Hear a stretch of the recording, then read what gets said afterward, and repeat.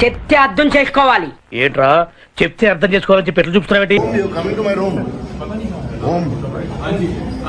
చూశారు కదా, లోని పిలిచాడు. లోని పిలిచి ఏం చేస్తారు అనే కదా మీ డౌట్.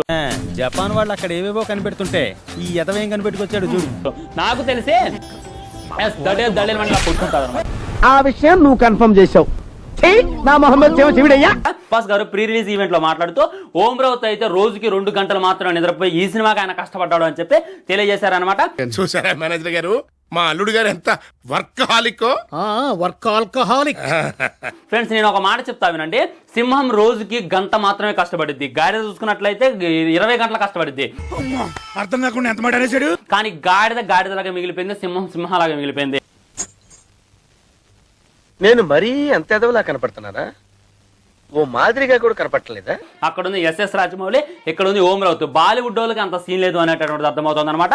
అంటే నేను బుర్ర తక్కువ ఎదవలని దెప్పి పొడుస్తున్నావా? నిజంగా ఒక పెద్ద స్టఫ్ ఇచ్చినటువంటి ఓం రెడ్ గారిని చెప్పుతో కొడతా అనేటటువంటిది ఏదైతే ఉందో అది చాలా అంటే చాలా చిన్న పదం ఫ్రెండ్. అన్నా ఏంట్రా నీకు ఈ మధ్య కోపం బాగా పెరిగిపోయింది. పెద్దోళ్ళని కూడా చూడకుండా తిట్టేస్తున్నావు. ఎప్పుడో ఎవడో ఫేకాడేస్తాడు. 100% చెప్తాను అనమాట. చాలా అంటే చాలా చాలా వరస్ట్ గా ఉంది ట్రైలర్. బాగలేదా సార్? దరిద్రంగా ఉంది. ఒక వీడియో చేశాను నేను. దాంట్లో కొద్దిగా డైరెక్టర్ గారిని తిట్టాను అనమాట. ఓం రావుత్ గారిని తిట్టడంతో చాలా మంది నెగిటివ్ కామెంట్స్ అనేవి పెట్టారు. అతి చేసేవాడిని భగవంతుడు కూడా బతకనీయడని. ఆయనకి నా తరపు నుండి సారీ, నా బొచ్చులో సారీ. ఏంద్రా వాడికి సారీ చెప్పేది? ఏమిటండి మీరు మాట్లాడేది? పచ్చిబూతులు నాకు రావా, కానీ మా మమ్మీ డాడీ సంస్కారం అనేటటువంటి ఒక ఐటమ్ నేర్పారు నాకు. గుర్రం కింద పడే ఎవరైతే ట్రోల్ చేస్తారో వాళ్ళందరూ కూడా నోర్లు మూసుకునేలా చేసేటటువంటి ఉద్దేశం. డైరెక్టర్ ఓం రావుత్ అయితే ఈ 8 నెలలు చాలా అంటే చాలా కష్టపడ్డాడు. ఏంటి ఎత్తుకుతున్నావు? ఇక్కడ ఓ పెద్ద కర్ర ఉండాలి. కర్ర ఎందుకు? నడి నెత్తి మీద కొడితే ఓపెన్ అవుతుంది. దాన్ని ఎందుకు ఓపెన్ చేయటం? ఈ రావణుడు ఎవరైతే ఉందో 10 మంది రాఘవులతో సమానం. 10 మంది అని ఎందుకన్నట్టు అక్కడ ఆయనకు 10 తలకాయలు ఉన్నాయి. రావణుడికి తెలివి 10 తలల్లో ఉంటే ఆ 10 తలల తెలివి వీరొక్కరికే ఉందని తెలుసుకున్నా. లైగర్ ఎంత పెద్ద రాడ్డు, మన విజయ్ దేవరకొండ ఓవర్ యాక్షన్ ఒకటి.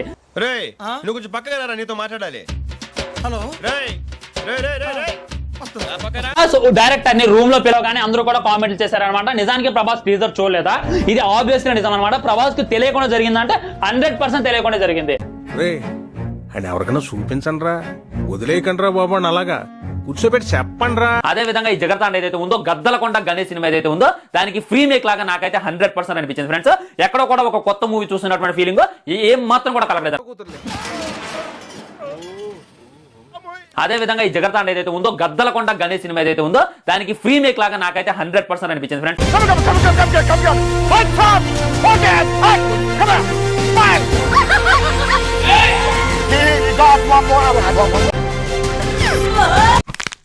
ఐదారు నెలల మేము ఉండలేదు సార్. చూద్దాంలే. చూడటం కాదండి, మీరు చెయ్యాలంటే.